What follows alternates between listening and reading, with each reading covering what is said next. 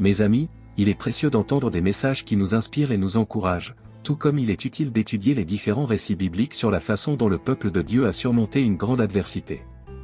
Cependant, il y a aussi un aspect de la Bible qui sert d'avertissement et nous confronte à la réalité du mal et de l'éternité. Aujourd'hui, je voudrais partager certains de ces avertissements, non pas pour provoquer la peur, mais pour vous encourager à vivre en chrétien sage et authentique. Dans 1 Jean, chapitre 2, verset 18, nous lisons que « c'est la dernière heure, et comme vous avez appris que l'Antéchrist vient, maintenant plusieurs antichrists se sont levés. » Ce passage nous prévient de l'arrivée imminente de l'Antéchrist et nous met en garde contre la présence de nombreux antichrists. Cela nous prépare à la venue du grand trompeur. 1 Jean, chapitre 4, verset 3, complète en déclarant que « tout esprit qui ne confesse pas Jésus n'est pas de Dieu, c'est l'esprit de l'Antéchrist. » Ce verset souligne que tout esprit qui refuse de reconnaître Jésus-Christ comme Seigneur n'est pas de Dieu. Ainsi, il n'y a pas seulement un antichrist, mais aussi un esprit qui renie le Christ et qui est déjà présent dans le monde. En observant le monde d'aujourd'hui, nous pouvons clairement identifier l'esprit de l'Antéchrist à l'œuvre. De nombreux individus, organisations et institutions refusent de reconnaître Jésus-Christ comme le Fils de Dieu et comme le seul chemin vers la vérité et la vie. C'est l'esprit de l'Antéchrist à l'œuvre. Un autre avertissement se trouve dans Apocalypse, chapitre 12, verset 12, qui déclare « Réjouissez-vous donc, cieux et vous qui y habitez. Malheur aux habitants de la terre et de la mer. Car le diable est descendu vers vous avec une grande puissance.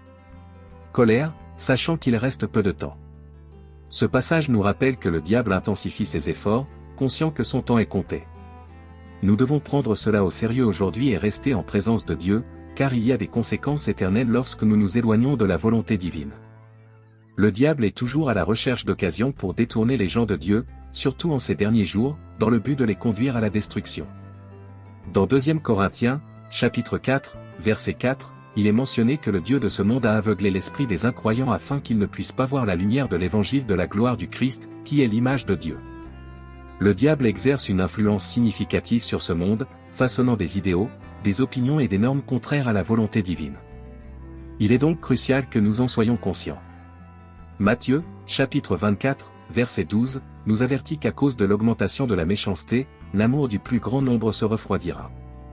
C'est un signe de la fin des temps, car l'amour de Dieu et du prochain est fondamental dans la loi du Christ. Aujourd'hui, nous voyons de nombreuses régions du monde où la vie n'est pas valorisée et où il y a un manque de compassion et de gentillesse entre les gens. L'amour, essentiel pour suivre les commandements du Christ, est en déclin. Éphésiens, chapitre 5, versets 15 et 16, nous exhorte à être sages et à profiter de chaque opportunité, car les jours sont mauvais. Cet avertissement signifie que nous vivons à une époque imprégnée de mal. Le diable attaque intensément nos vies et notre avenir, nous détournant de Dieu et remplissant nos pensées de distraction. Dans ce contexte, il est essentiel que nous accordions la priorité à notre relation avec Dieu, en réservant du temps pour étudier sa parole et prier constamment.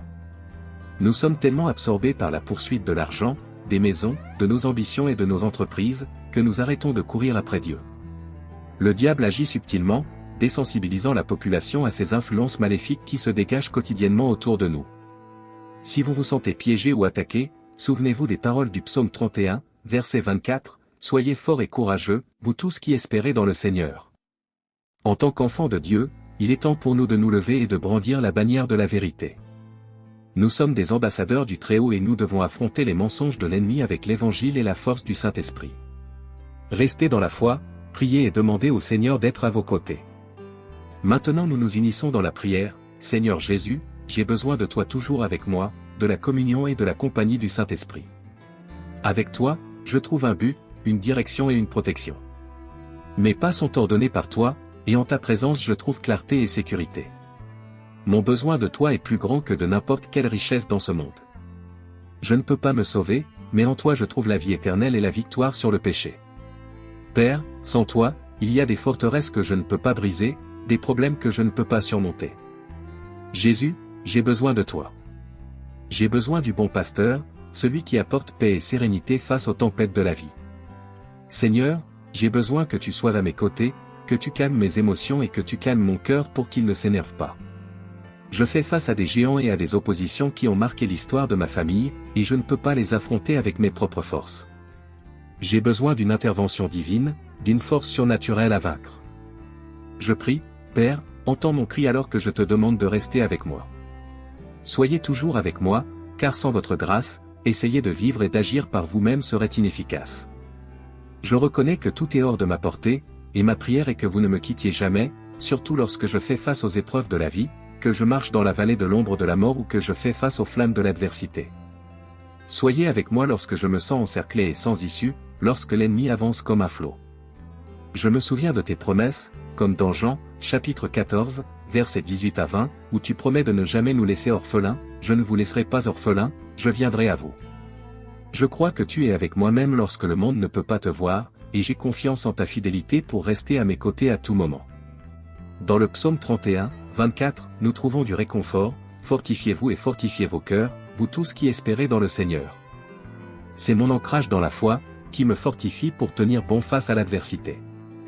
Et dans Jean chapitre 14, verset 3, sa promesse de nous préparer une place et de revenir nous emmener avec lui assure que là où vous êtes, nous y serons aussi. Béni soit ton nom, Roi Jésus.